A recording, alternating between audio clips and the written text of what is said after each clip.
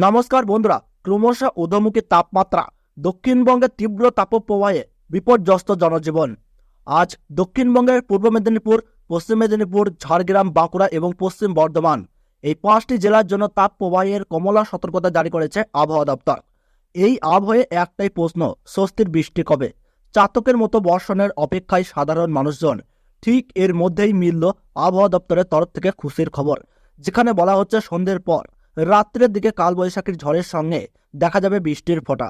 রাজ্যের 8 জেলায় কালবৈশাখীর পূর্বাভাস দিল আবহাওয়া দপ্তর, যার দাপট সন্ধ্যের পর অথবা মাঝ রাতের দিকেই শুরু হবে কালবৈশাখীর তাণ্ডব।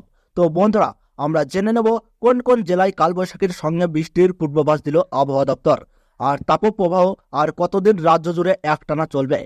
কলকাতা সহ উত্তরবঙ্গ ও দক্ষিণবঙ্গের সঙ্গে জানিয়ে দেব গোটা বাংলাদেশের সমস্ত বিভাগের আবহাওয়ার খবর এক নজরে।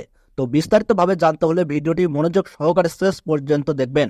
আর বর্তমানে আপনার জেলার আবহাওয়া কিরকম রয়েছে, কোন জেলা থেকে দেখছেন তা কমেন্ট বক্সে জানাবেন। এবং আমাদের এই ইউটিউব চ্যানেলে নতুন দর্শক হয়ে থাকলে অবশ্যই প্রতি মুহূর্তের আবহাওয়ার সঠিক খবর পেতে এখনই চ্যানেলটি সাবস্ক্রাইব করে পাশে থাকা বেল বাটনটি অল করে রেখে দেবেন। গতকালই গাঙ্গেয় পশ্চিমবঙ্গের জন্য তাপপ্রবাহের রেড অ্যালার্ট জারি করেছে আইএমডি। আবহাওয়া দপ্তরের পূর্বাভাস অনুযায়ী আগামী 3 দিনে দক্ষিণবঙ্গের জেলাগুলিতে 2 থেকে 4 ডিগ্রি সেলসিয়াস পর্যন্ত তাপমাত্রা বৃদ্ধি পেতে পারে। আগামী 3 দিন পর্যন্ত দক্ষিণবঙ্গের জেলাগুলিতেও তাপপ্রবাহের সতর্কতা জারি করেছে হাওয়া অফিস। আগামীকাল তাপপ্রবাহের লাল সতর্কতা রয়েছে 2 মেদিনীপুর, ঝাড়গ্রাম, বাঁকুড়া, পশ্চিম বর্ধমানে। তাপপ্রবাহের কমলা সতর্কতা জারি করেছে হুগলি, বীরভূম, 2 চব্বিশ পরগনা, পূর্ব বর্ধমানে। আগামী 3 দিন পর্যন্ত উত্তর চব্বিশ পরগনা, দক্ষিণ চব্বিশ পরগনা, পূর্ব মেদিনীপুর, হুগলি, ঝাড়গ্রাম, পশ্চিম মেদিনীপুর, বাঁকুড়া, পশ্চিম বর্ধমান, পূর্ব বর্ধমান এবং বীরভূমের অধিকাংশে তাপপ্রবাহের সতর্কতা জারি করা হয়েছে। দক্ষিণবঙ্গে বৃষ্টি নিয়ে কি আপডেট দিয়েছে? আজ থেকে আগামী কয়েকদিন দক্ষিণবঙ্গের কোনো জেলায় সেরকম বৃষ্টিপাতের কোনো সম্ভাবনা নেই। সামান্য বৃষ্টিরও পূর্বাভাস নেই দক্ষিণে, অর্থাৎ এই সপ্তাহে বৃষ্টির পূর্বাভাস নেই। তবে বৃষ্টির পূর্বাভাস না থাকলেও সন্ধ্যের পর অর্থাৎ রাতের দিকে, মাঝ রাতের দিকে নদিয়া, মুর্শিদাবাদ, পূর্ব বর্ধমান সহ কয়েকটি উপকূল এলাকায় কালবৈশাখীর পূর্বাভাস দিয়েছে। তবে এই কালবৈশাখীর সঙ্গে ছিটেফোঁটা বৃষ্টিপাত লক্ষ্য করা যাবে।